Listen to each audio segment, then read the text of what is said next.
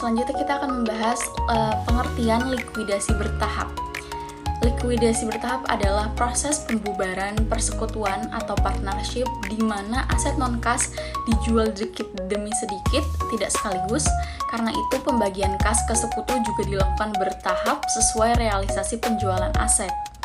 Tujuannya adalah untuk menghindari pembagian kas yang berlebihan pada kesekutu tertentu sebelum semua aset terjual. Dengan demikian, setiap kali ada penerimaan kas dari realisasi aset, dilakukan perhitungan ulang agar pembagian tetap adil dan sesuai dengan hak masing-masing sekutu. Yang selanjutnya ada prosedur likuidasi bertahap. Prosedur perhitungan pembagian kas dalam likuidasi bertahap dibagi menjadi beberapa proses. Yang pertama, melunasi seluruh utang kepada pihak ketiga terlebih dahulu. Yang kedua, menghitung saldo modal bersih masing-masing sekutu. Yang ketiga, memperkirakan kerugian maksimal yaitu sebesar nilai buku aset non-kas yang belum terjual ditambah sama aset kas yang tersisa. Yang keempat, pembagian kerugian maksimal tersebut dibagi kepada seluruh sekutu sesuai sama porsinya. Yang kelima, menghitung kembali saldo modal bersih setelah dikurang kerugian. Yang keenam, jika ada sekutu mengalami defisit modal, maka defisit ditutup dengan pembagian kas ke sekutu lainnya. Nah, yang selanjutnya ada studi kasus, teman-teman. Kita lanjut ke studi kasusnya. Anton, Harry, dan Aldi adalah sebagai pemilik persekutuan Alpha. Laba atau rugi dengan perbandingan sebagai berikut. Anton 30%, Harry 20%, Aldi 50%. Persekutuan Alpha pada tanggal 31 Mei 2019 dinyatakan likuidasi. Posisi keuangan saat dinyatakan likuidasi adalah sebagai berikut. Kita bisa lihat di sini dicantumin ya teman-teman. Kalian bisa lihat. Nah, selanjutnya, pada tanggal 1 Juni 2019, aktiva non-kas senilai 30 juta direalisasikan sebesar 40 juta.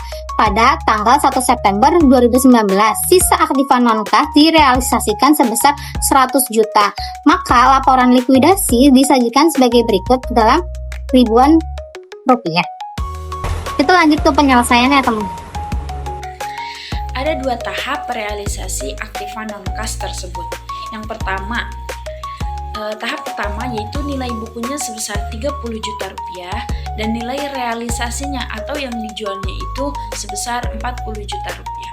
Hasilnya persekutuan mendapatkan keuntungan sebesar 10 juta yang kemudian dibagi kepada para mitra sesuai dengan rasio laba atau rugi mereka. Yang kedua ada realisasi tahap kedua. Nilai bukunya yaitu sebesar 100 juta rupiah atau bisa disebut dengan sisa aktiva non-kasnya. Nilai realisasinya yaitu sebesar 100 juta rupiah. Hasilnya tidak ada keuntungan atau kerugian lebih lanjut sehingga nilai kas bertambah sebesar 100 juta rupiah. Agar teman-teman bisa memahami, di sini saya akan menggunakan analogi sederhana. Di sini ada 3 teman dan bisnis kerupuk. Kita bayangkan Anton, Harry, dan Naldi punya bisnis kerupuk bareng. Mereka punya uang tunai di kasir sebesar 10 juta. Mereka punya aset yaitu gerobak, kompor, bahan kerupuk yang harganya 130 juta. Mereka juga punya piutang atau utang Harry ke bisnis. Harry pernah pinjam 10 juta dari utang kasir bisnis, jadi dia punya utang ke bisnis. Bisnis mereka juga punya utang ke pemasok bahan baku atau utang dagang sebesar 20 juta. Dan terakhir ada modal mereka bertiga yang merupakan uang awal yang mereka setorkan ke bisnis sebesar Anton 60 juta, Harry 20 juta, dan Naldi 50 juta. Nah, pada langkah pertama, jual aset dan hitung keuntungan. Mereka memutuskan untuk menutup bisnis. Tahap pertama adalah menjual semua aset. Realisasi pertama, mereka menjual sebagian aset yang nilainya sebesar 30 juta dan ternyata laku sebesar 40 juta. Kan keuntungan mereka jadi 10 juta ya. Maka pembagian keuntungan ini harus dibagi ke mereka bertiga sesuai dengan rasionya. Anton 30%, Harry 20%, dan Naldi 50%.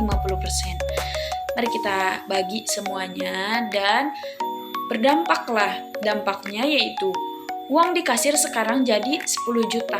Itu awal, ditambah 40 juta hasil jual. Totalnya itu menjadi 50 juta. Asetnya berkurang. Aset non-kas mereka tinggal 100 juta. Modal mereka masing-masing bertambah sebesar keuntungan yang dibagi. Nah, langkah kedua, sebelum bisa membagi uang, mereka harus melunasi semua utang ke pihak luar. Mereka bayar utang dagang 20 juta pakai uang di kasir. Nah, dampaknya kas menjadi berkurang. Uang di kasir sekarang tinggal 50 juta.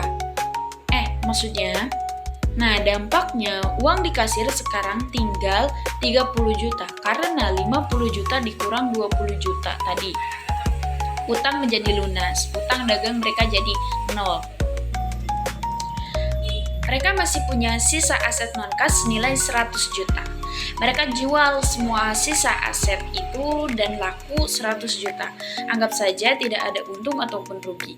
Dampaknya, uang di kasir sekarang jadi 130 juta. Kenapa? Karena 30 juta ditambah 100 juta tadi hasil jual. Nah, aset habis, aset non-kas mereka sekarang menjadi 0. Selanjutnya, salah satu teman yaitu Harry masih punya utang ke bisnis sebesar 10 juta. Konversi piutang, utang ini dipotong langsung dari modalnya Harry. Dampaknya, piutang habis, piutang Harry-nya habis, modal Harry berkurang. Ini hanya pada modal Harry saja ya. Modal Harry yang tadinya 22 juta, sekarang jadi 12 juta. Setelah semua aset terjual dan semua utang lunas, barulah sisa utang di kasir bisa dibagi ke mereka bertiga. Uang akhir yang ada di kasir ada 130 juta. Mari kita bagi sesuai rasio yang sudah ditetapkan. Anton mendapatkan 63 juta, Harry dapat 12 juta, dan Naldi dapat 55 juta. Dampaknya setelah uang dibagi, uang di kasir habis dan semua modal mereka jadi 0. Jadi intinya adalah kumpulkan semua uang dari penjualan aset, yang kedua bayar semua utang keluar, setelah itu bayar utang antar teman, dan selanjutnya bagikan sisa uang ke semua pemilik sesuai modal terakhir mereka. Jadi kesimpulan likuidasi bertahap adalah proses pembubaran persekutuan dengan menjual aset non-kas secara berangsur, lalu kas yang diterima dibagikan ke sekutu setelah melunasi hutang. Pembagian kas dilakukan sesuai saldo modal dan rasio laba atau rugi dengan mempertimbangkan rugi potensial agar pembagian tetap adil.